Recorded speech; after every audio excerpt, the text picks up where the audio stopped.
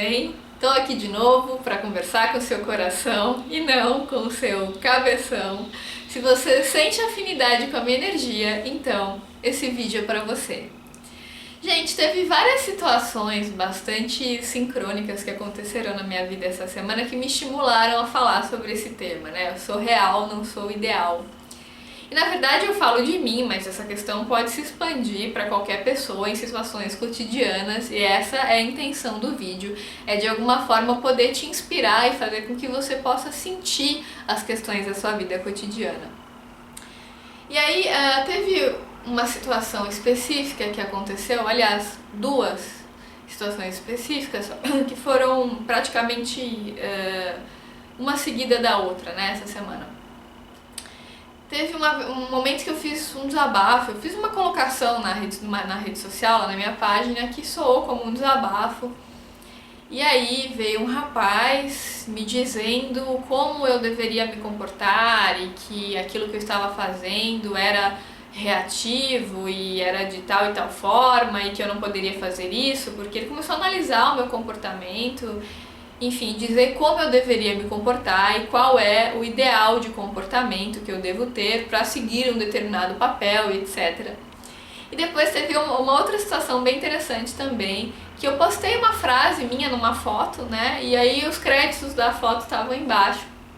E aí, acima da foto, eu pedi para que as pessoas, ao compartilharem a minha foto, dessem os créditos, porque tem gente que, ao compartilhar, corta os créditos. Eu acho importante dar crédito, eu acho que é sinal de justiça, né, de credibilidade, de honestidade. Eu, na medida do possível, sempre que eu falo ideias de outras pessoas aqui, dentro do possível, eu procuro dar os créditos. É claro que tem coisas que às vezes eu posso até não saber que é de outra pessoa e tá falando, então isso é meio complicado esse limiar, mas dentro do possível eu acho que é um sinal de justiça dar crédito, né? Eu acho que isso também passa credibilidade. Pode ser uma necessidade do ego? Pode, mas se for também, qual o problema, né? Enfim, e é sobre isso que eu quero falar hoje. E aí o rapaz, muito indignado com o meu pedido e bastante reativo, começou a questionar o meu comportamento e com o ego dele ele tentou combater o meu. E aí virou uma disputa de ego, e, enfim, ele começou a colocar as questões dele, enfim, eu nem dei continuidade para aquilo, porque não tem relevância esse tipo de discussão que não leva a lugar nenhum. Mas a questão, gente, não é nem a crítica da pessoa, não é nem a reatividade dela em relação a mim ou o meu ego, não é esse o ponto-chave aqui. O que eu quero colocar para vocês hoje é a questão dos nossos ideais, né, e da realidade prática, daquilo que acontece na prática do nosso corpo, da matéria, do nosso cotidiano. É muito comum quando a gente tem um ídolo, né, ou quando a gente tem aí uma figura pública que a gente projeta a nossa luz de alguma forma nessa pessoa, é muito comum que a gente ache que essa pessoa é perfeita, que essa pessoa é santa, que ela não vai no banheiro, que ela não transa, que ela não tem problemas. Né? A gente adora ficar aqui no cabeção e ficar idealizando qual é o comportamento certo que essa pessoa tem que ter para se enquadrar no nosso sonho, no nosso projeto mental ali que a gente criou. Então a gente acha que para a pessoa pertencer àquele plano que a gente idealizou, ela tem que ter tais e tais características, e quando ela mostra o mínimo de humanidade, a gente, não, peraí, mas isso aí não tá preenchendo o ideal que eu construí. Então não, você não pode ser assim, porque um filho se comporta assim, uma mãe se comporta assado. A gente tem ali os ideais, os papéis sociais, que são ideais de um comportamento, e aquilo tem que ser a verdade absoluta, né? Isso daí o Nietzsche fala muito sobre isso, quando ele faz uma crítica ao niilismo. E ele fala da ideia do paraíso cristão, né? Da ideia de você... Critica muito Platão, inclusive, em relação ao mundo das ideias.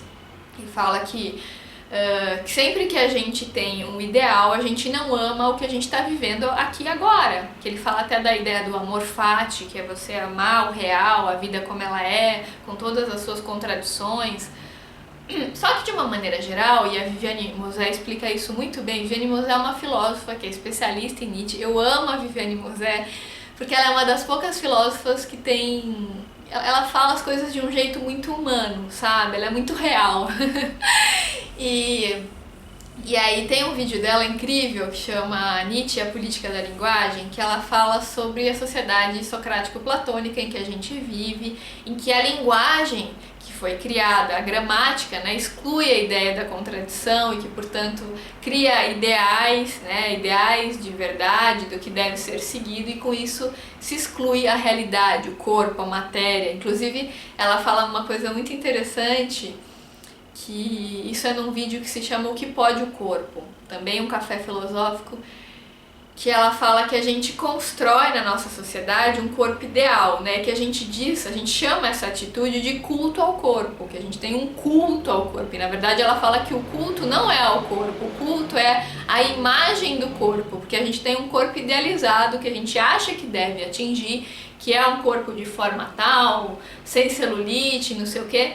A gente constrói isso com Photoshop, né, com os ideais da perfeição, e com isso se nega o real. Então, na verdade, o culto não é o corpo, o culto é a imagem do corpo. E aí, a meu ver, então, nós temos um culto à negação do corpo, porque o corpo mesmo a gente não vive, a gente está sempre querendo o ideal. Gente, eu acho essa ideia fantástica, não sei se vocês compartilham, não sei nem se vocês estão entendendo o que eu estou querendo dizer, porque às vezes eu fico falando aqui meio em associação livre, né? E dando milhares de exemplos, não sei se vocês estão conseguindo me acompanhar, mas enfim, a ideia é: quando você tem um ideal, quando você tem algo a ser atingido, você nega as coisas do real e você acaba se relacionando com os ideais de pessoas. Então, em geral, a gente não se relaciona com as pessoas. A gente se relaciona com aquilo que a gente acha que elas devem ser, com o papel que a gente acha que elas devem cumprir. É muito comum isso, a Viviane Mosé cita isso também num dos vídeos do Café Filosófico, que ela fala assim que é comum a mãe que se relaciona com o papel do filho e não com o filho. Ou seja, ela não vê o filho como ele é, com a sombra, com a luz, com as qualidades, com os defeitos. Não, ela se relaciona com o filho como ela acha que ele deveria ser. Assim como o filho que se relaciona com o papel da mãe e não com a mãe real. Então a gente vê aí muitos filhos frustrados falando assim: ah, minha mãe não é mãe, minha mãe não é uma mãe de verdade.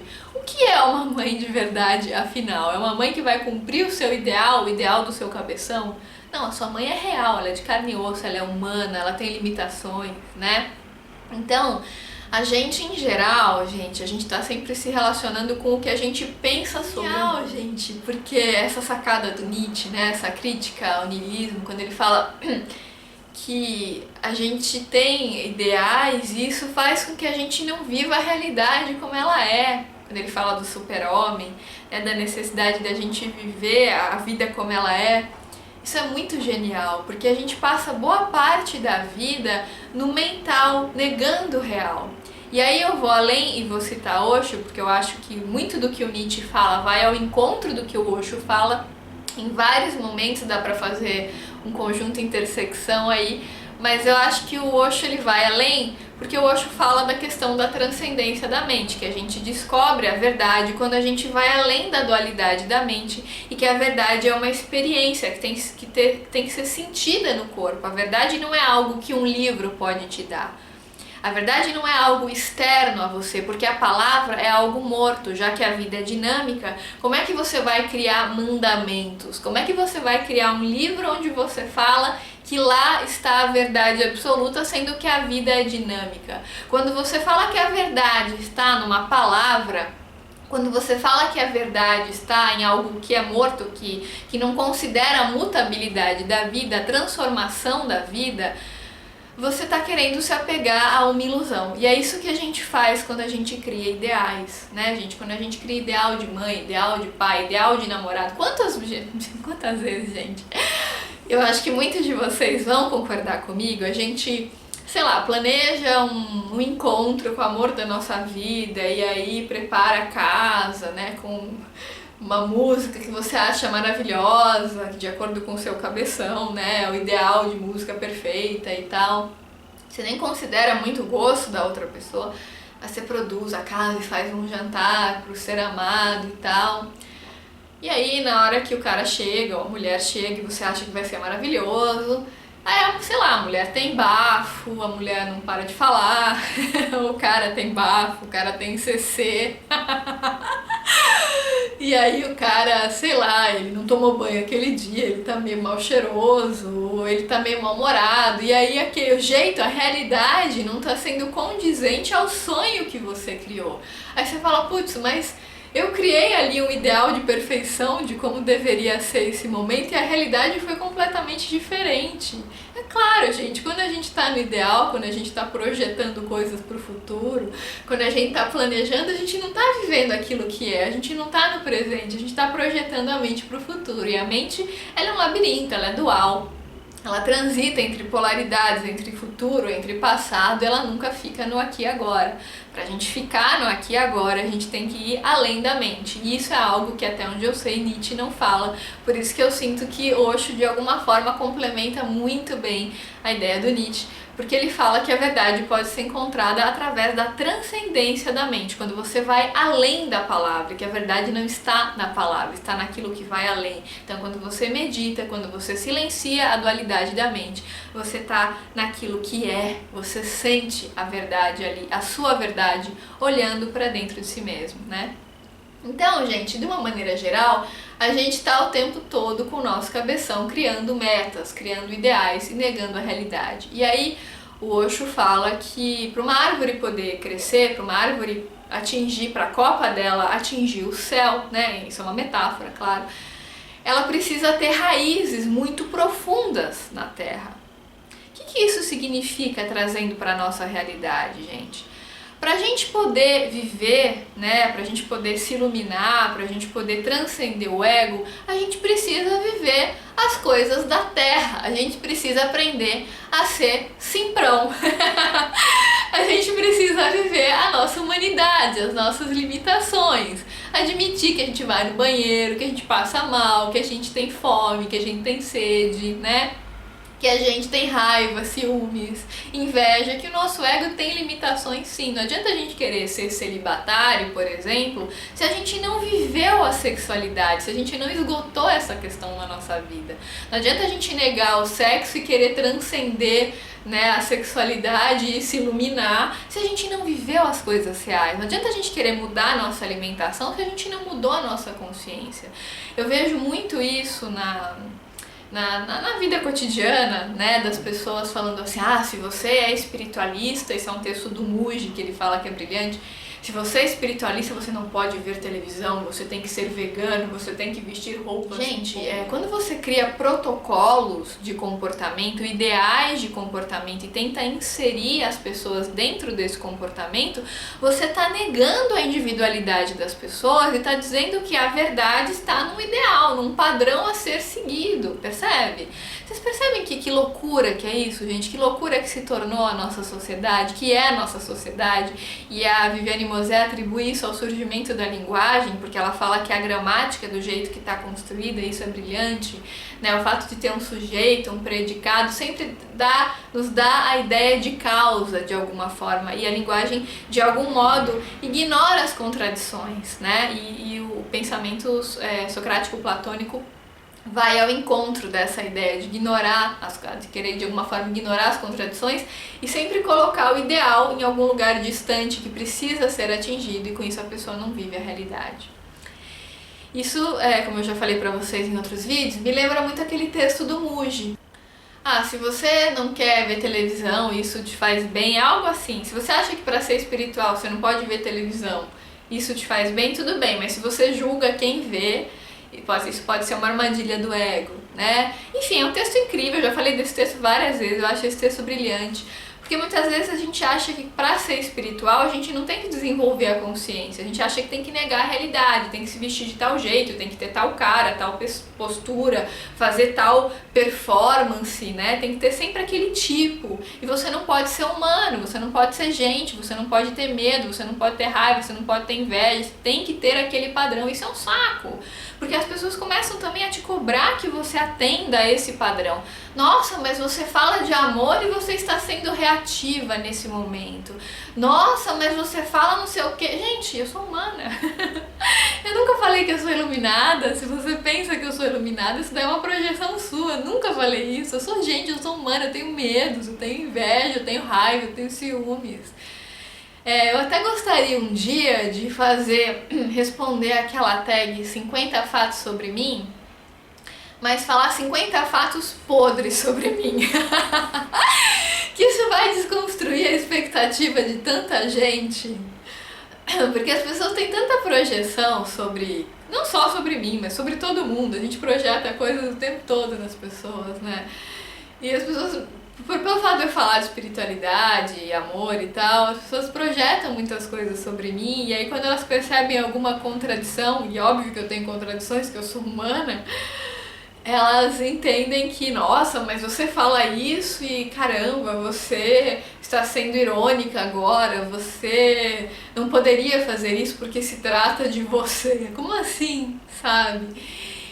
Então, eu acho que é muito importante a gente aprender a baixar um pouco a bola, a aceitar a realidade como ela é, aceitar as nossas contradições, as nossas limitações.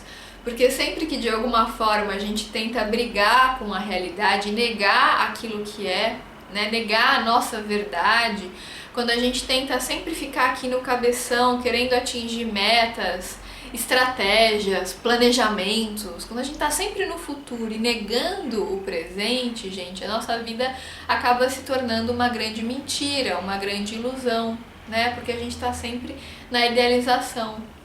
Tem até uma frase do Montaigne que eu pus no meu mural lá na fanpage, né, Gisela Valim, que até muitos de vocês gostaram muito da frase. Foi um texto que eu fiz sobre essa questão, não foi só a frase isolada, né? E no meio do texto, no final do texto, eu coloquei a frase do Montaigne, que ele fala que até nos mais altos dos tronos você usa o traseiro para sentar. Então, meu amigo, não adianta ficar aí caras e bocas fazendo um tipo, entendeu? Todo mundo sabe que você vai no banheiro, todo mundo sabe que você transa, que você goza, né? Ou, enfim, a maioria de vocês. É que você tem medo, que você tem um puta de um cagaço em situações novas, né? Que você tem necessidade de ser aceito, que você tem medo da rejeição. Bem-vindo ao clube! Quem não tem, somos humanos, somos gente. E é isso que eu quero falar pra vocês nesse vídeo, gente, que a gente é humano, que é a necessidade do nosso ego de ficar, ai, sou espiritualista, por isso tenho que ser muito evoluído, tenho que fazer caras e bocas, porque só serei aceito pela sociedade se eu mostrar a minha espiritualidade por essa cara, por essa roupa. Não. Gente, ser espiritualista, como fala o mentor amigo, a espiritualidade, ela é de dentro para fora e não de fora para dentro. Não é cumprindo um protocolo social, cumprindo um papel, cumprindo um ideal que você vai ser espiritualista.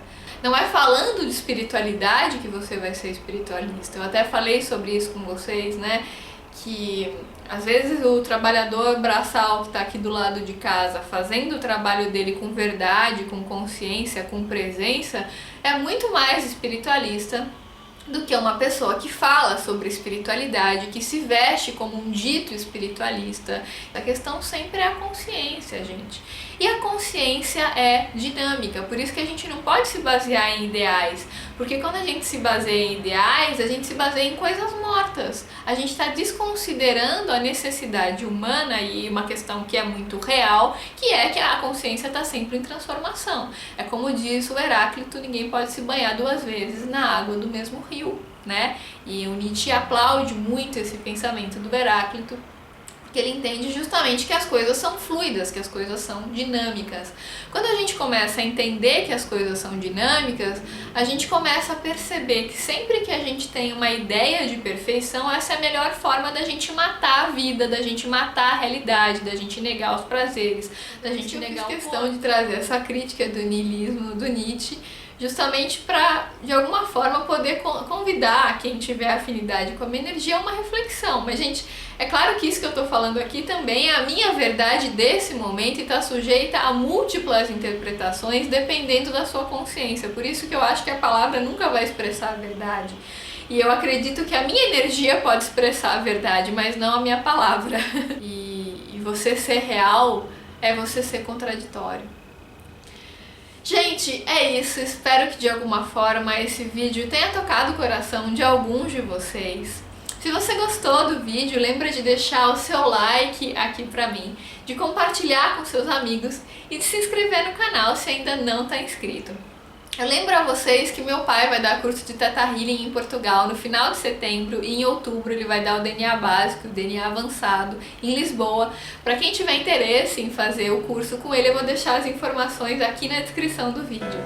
Então é isso, gente, um grande beijo e até os próximos vídeos.